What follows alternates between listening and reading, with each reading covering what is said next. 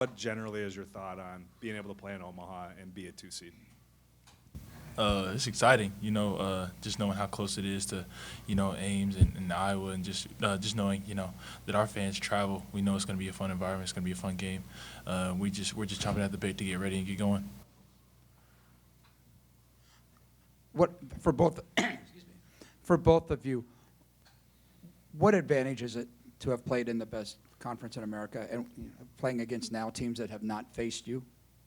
I think it's a big advantage because you're going versus tournament teams almost every game you play, and maybe some teams in some other conferences aren't necessarily doing that. But from top to bottom, I think there'll probably be 8 to 9 Big 12 teams that get in. So I think that's one of the biggest advantages that we have going into it.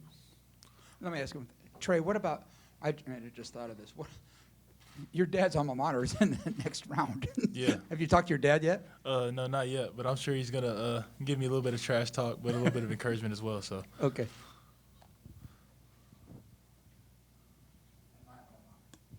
Okay. For both you guys, talked all year about how balanced you guys are. You've had a lot of different leading scorers, game in, game out, and then the Big 12 tournament, I believe, different leading scorer every night. Can you guys talk about how that balance and the way you guys, I guess, care for one another can help you in this next potential tournament run? Yeah, definitely. Now that we are in the tournament, this is a whole new ball game for everybody. There's different ways you got to prepare for scouting, and I think the one advantage that we have of having different leading scorers every night is other teams don't really know who to really key in on because it could really be anybody any given night. So, and I think that's just a credit to how much we share the ball and care for each other and just really just make the simple plays and stuff like that. So I'm excited to see what we do.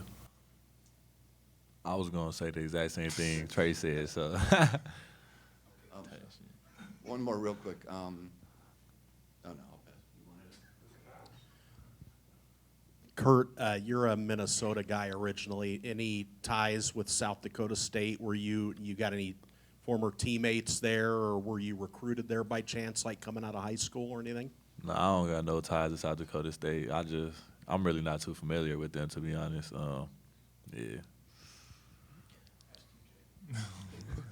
Both of you guys have obviously seen a lot of college basketball. Both of you are leaders on the team, but what's the challenge, I guess, of shifting the focus from celebrating and cutting down nets to now it's the NCAA tournament and we need to move on from what we accomplished this past weekend?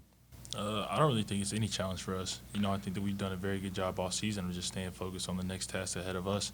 And, it was cool. We got to celebrate and enjoy, winning the Big 12 championship yesterday. But, we know now who we're playing, and we know we got to get back to business. So we're definitely all excited and ready to get after it. So I don't think we'll have any trouble getting back refocused. Curtis, to follow up, do you think that maybe leaving Kansas City right after the game and coming back up here maybe helped you guys shift your focus to the next thing this season? Yeah, I think it definitely did. Couldn't really do much because we got back late last night. So just got rest in. It was probably best for our bodies as well. So I think it did help us. For either one of you guys or both, you end up the 2 seed out east. You beat Houston twice. Are you guys kind of going into this with a little bit of a chip, knowing that maybe your draw could have been a little bit better? Honestly, we don't really care. At least from what I've gotten from the guys and just the conversations we've had, it would have been cool to be a 1 and stuff like that. But at the end of the day, we know what we do and what we do well, and we honestly think we can, beat anybody in the country, whether we are 1 seed, 2 seed, or whatever. So we're just ready to get going. My turn. For both of you, and can you both answer? How different are these March Madness games compared to regular season and conference tournaments?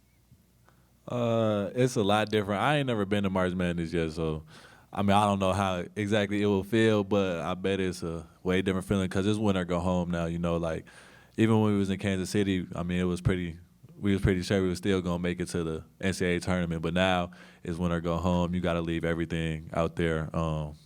Every single game, every possession matters. It always does, but now it's just you're going home if you don't execute in the right moments.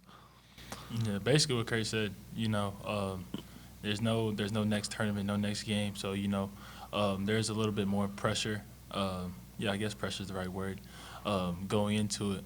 But I mean, you can't really let that affect you because you still gotta, make the right plays and do what you gotta do in the moment. So.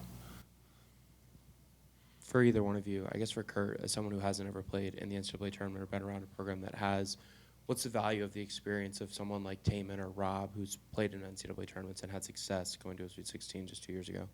I think it's very valuable. I mean, I guess they could tell us about it and just what to expect and things like that, what the environment is going to be like.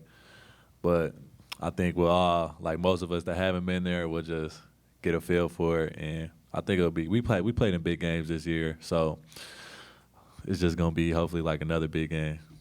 Trey, I guess the flip side of that for you guys that played in that game last year, what does that experience do to, I guess, inform how quickly it can go away if you don't play your best?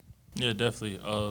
It was definitely a learning lesson for us. For me, I was a part of the one team that made it to the Sweet 16, but I didn't get to actually play. And then, being able to play is definitely like a little bit of a shock when you first get out there. So I think that us having, me, Rob, and Haas, and D-Watt, and Taman having that experience under our belt, I think we have a good feel for it, and we can tell the guys what to expect as well. But I think that, in all these big moments, like, we've all shown up and shown out and done what we need to do. So I have no doubt that we're going to do it again.